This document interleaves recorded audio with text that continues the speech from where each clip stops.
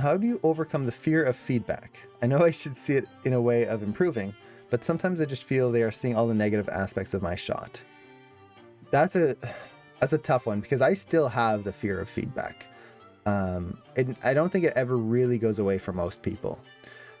But the big thing, at least to me, is there's two main aspects of it. One is making sure you have a reliable place to ask for feedback, where you know that the people who are giving you feedback are not just picking at your work and just like hating on it. So for example, posting on Twitter for feedback, not usually the greatest, because a lot of times you just get trolls or people are mean and nasty and just want to tear your work down. Same with YouTube. YouTube comments are a cesspool of not great comments usually. Even like on a normal, just like whatever video, you'll get comments that are just like, why are you being so mean? It's like, there's nothing to be mean about in this video. It's literally just an announcement or something, and it's like, why?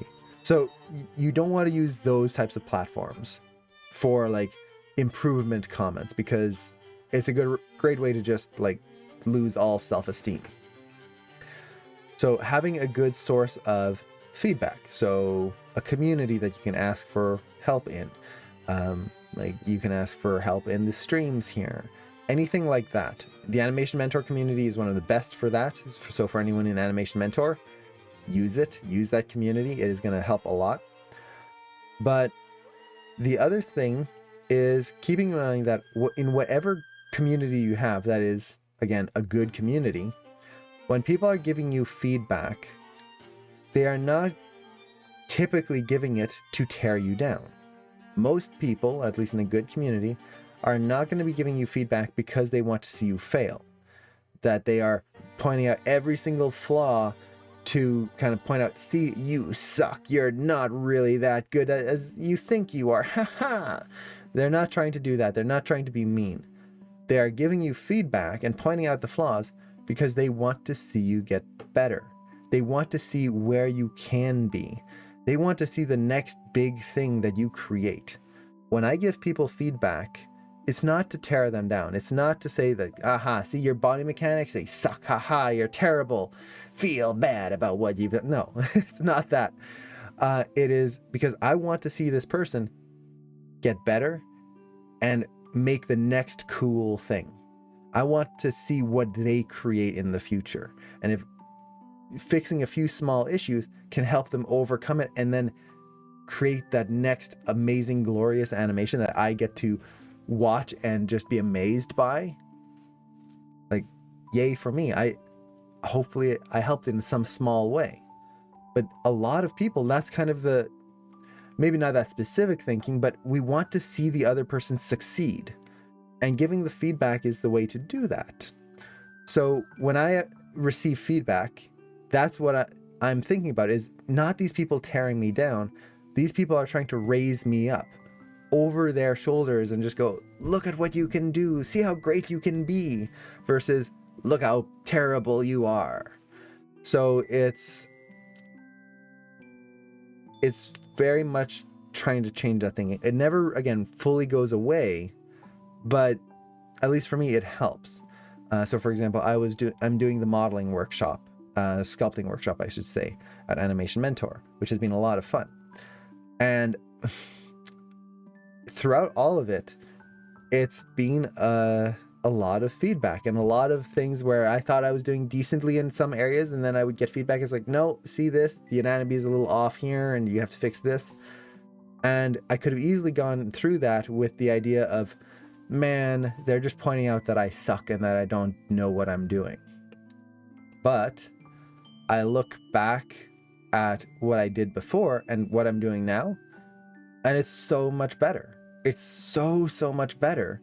And I couldn't have gotten that without their feedback. I wouldn't have been where I am now without their help. So they were not putting me down. They were raising me up higher than I could have achieved on my own. So that's the big thing. And it's hard. Like Zenithist there, I would ask for feedback, but even if I'm embarrassed, that's a great mentality. When you ask for feedback, sometimes it is embarrassing. Sometimes it's like, I know this sucks. I know it's terrible. I know it's just bad and it doesn't reflect well on me. But regardless, if I want to grow, I need to do this.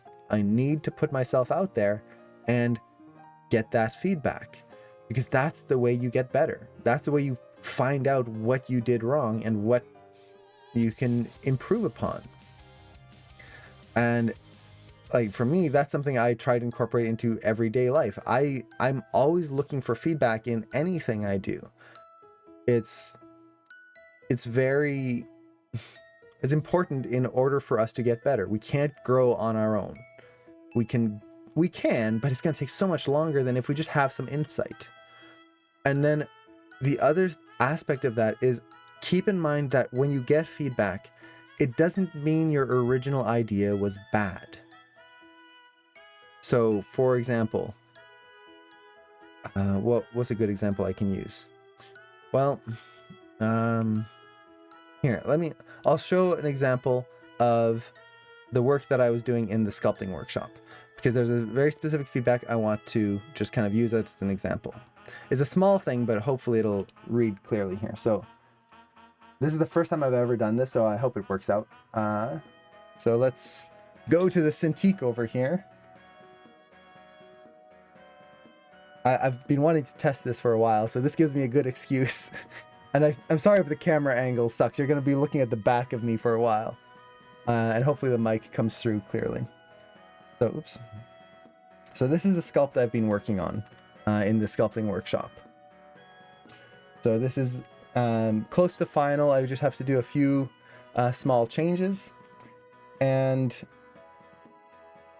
we've got that. Again, this is based on a lot of feedback. I wouldn't have gotten anywhere close to this without all the feedback and help I got. So huge kudos to everyone who helped me out on this. But I got some feedback about the ponytail.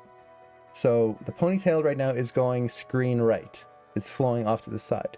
And the feedback I got was, make the ponytail go screen left. So over her other shoulder over here.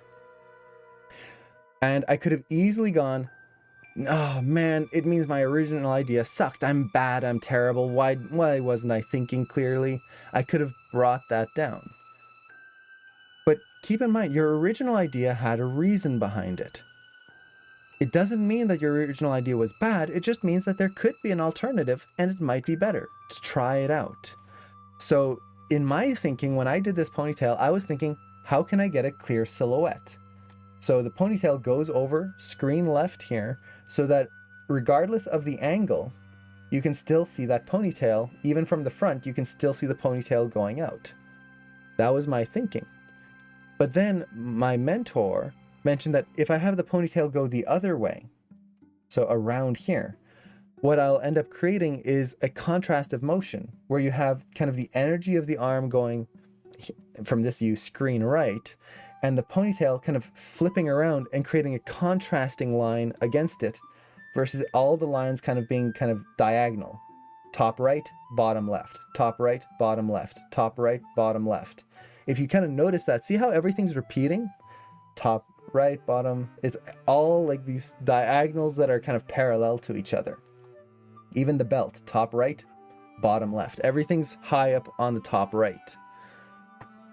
The only thing is the hips, where the hip is higher on the left side versus the right. So, it's not that my original idea sucked. I had a reason behind it, but now I've got a new idea that I can try. Now, do I have to apply it? Yes and no. It depends on what I'm working on. So if I'm working at a studio and my director tells me to do that, I have to do it. That the director told me, I have no choice. In this case, my mentor asked me to try it. They didn't tell me, so I have the choice. I'm going to try it out and we'll see what feels better. But either way, it didn't mean that my original idea sucked.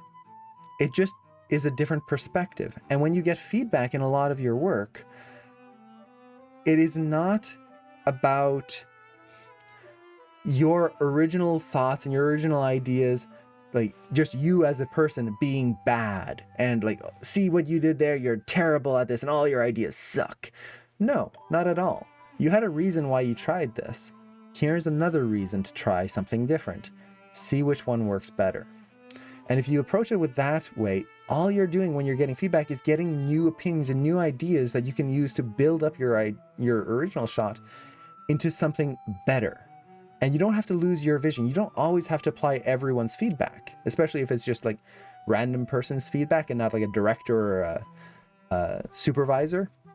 If it's just a coworker or some other person, you can choose not to apply it, but you can still learn from it and maybe incorporate elements of it to make your shot better. So again, feedback is all about people wanting to boost you up, and it's never about you as an animator, as a sculptor, as an artist being terrible. You're learning. You're always learning. If you look at a lot of like the Disney films and big productions, oh man, those shots are amazing. Look at how great they are. Those animators, how did they do it? They had a storyboard department, a previs department, a director, a supervising animator. They had co-workers. They had all these other departments helping them to make this one shot. And you, like, when you're working on your own, and just as animators, we have this idea that when I'm working on my own, I need to be able to create a shot that is just as good as a Disney shot, and then I feel bad if I don't. But that's unfair, because you're trying to do it all on your own, and they've got a team of potentially dozens of people to make one shot look as good as it does. And that's not including the rendering and like VFX and all of that. That's just the pre-production. That's not a fair comparison. So when you are working on your shots, when you're trying to do these things, don't be afraid to ask for feedback.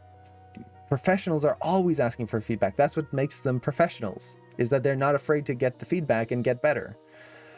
And get used to seeing it as a way to improve instead of what would be the right word?